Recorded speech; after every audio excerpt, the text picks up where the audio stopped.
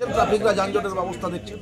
এটা বলছি যে আবাস প্রকল্প, এই আবাস প্রকল্প টাকা ঢোকার পরে বিভিন্ন জায়গায় কাটমানি নেওয়ার একটা অভিযোগ আসছে। দেখুন, এই অভিযোগ সম্পূর্ণ ভিত্তিহীন।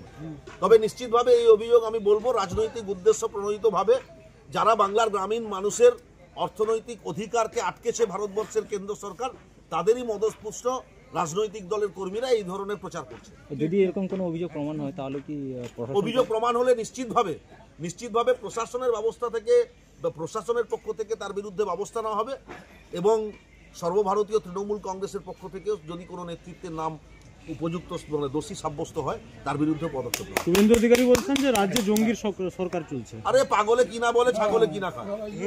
সে সকালে কি বলে রাতে জানে না, রাতে কি বললো পরের দিন সকালে জিজ্ঞেস করবেন বলতে পারবেন।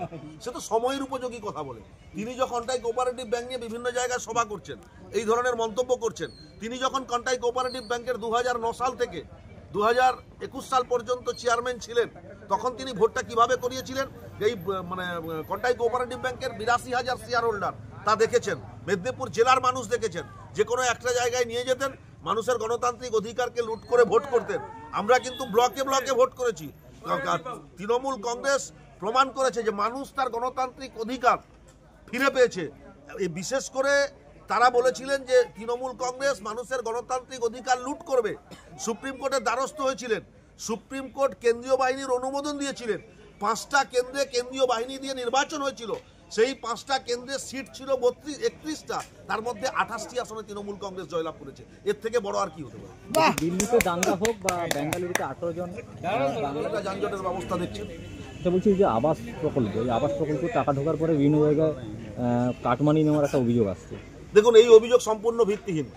তবে নিশ্চিতভাবে এই অভিযোগ আমি বলবো রাজনৈতিক উদ্দেশ্য প্রণোদিতভাবে যারা বাংলার গ্রামীণ মানুষের অর্থনৈতিক অধিকারকে আটকেছে ভারতবর্ষের কেন্দ্র সরকার, তাদেরই মদতপুষ্ট রাজনৈতিক দলের কর্মীরা এই ধরনের প্রচার করছে। যদি এরকম কোনো অভিযোগ প্রমাণ হয় তাহলে কি অভিযোগ প্রমাণ হলে নিশ্চিতভাবে প্রশাসনের ব্যবস্থা থেকে প্রশাসনের পক্ষ থেকে তার বিরুদ্ধে ব্যবস্থা নেওয়া হবে এবং সর্বভারতীয় তৃণমূল কংগ্রেসের পক্ষ থেকেও যদি কোনো নেতৃত্বের নাম উপযুক্ত দোষী সাব্যস্ত হয় তার বিরুদ্ধে পদক্ষেপ নেওয়া। শুভেন্দু অধিকারী বলছেন যে রাজ্যে জঙ্গির সরকার চলছে। আরে পাগলে কিনা বলে ছাগলে কিনা খায়। সে সকালে কি বলে রাতে জানে না, রাতে কি বললো পরের দিন সকালে জিজ্ঞেস করবেন বলতে পারবেন। সে তো সময়ের উপযোগী কথা বলে। তিনি যখন কন্টাই কোঅপারেটিভ ব্যাংক নিয়ে বিভিন্ন জায়গায় সভা করছেন, এই ধরনের মন্তব্য করছেন। তিনি যখন কন্টাই কোঅপারেটিভ ব্যাংকের 2009 সাল থেকে 2021 সাল পর্যন্ত চেয়ারম্যান ছিলেন, তখন তিনি ভোটটা কিভাবে করিয়েছিলেন, এই কন্টাই কোঅপারেটিভ ব্যাংকের 82,000 শেয়ার হোল্ডার তা দেখেছেন। মেদিনীপুর জেলার মানুষ দেখেছেন। যে কোনো একটা জায়গায় নিয়ে যেতেন, মানুষের গণতান্ত্রিক অধিকারকে লুট করে ভোট করতেন। আমরা কিন্তু ব্লকে ব্লকে ভোট করেছি। তৃণমূল কংগ্রেস প্রমাণ করেছে যে মানুষ তার গণতান্ত্রিক অধিকার ফিরে পেয়েছে।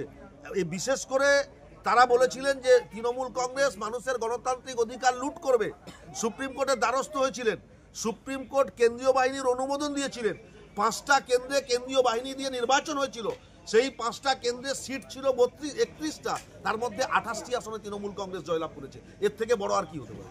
দিল্লিতে দাঙ্গা হোক বা বেঙ্গালুরুতে 18 জন তেল কোনোদিন পুড়বে না, রাধাও কোনোদিন নাচবে না। শুভেন্দু অধিকারী যদি মনে করে মমতা বন্দ্যোপাধ্যায়ের চেয়ারে বসবে, সে স্বপ্ন কোনোদিন পূরণ হবে না। তেল কোনোদিন পুড়বে না, রাধাও কোনোদিন নাচবে না। শুভেন্দু অধিকারী যদি মনে করে মমতা বন্দ্যোপাধ্যায়ের চেয়ারে বসবে, সে স্বপ্ন কোনোদিন পূরণ হবে না।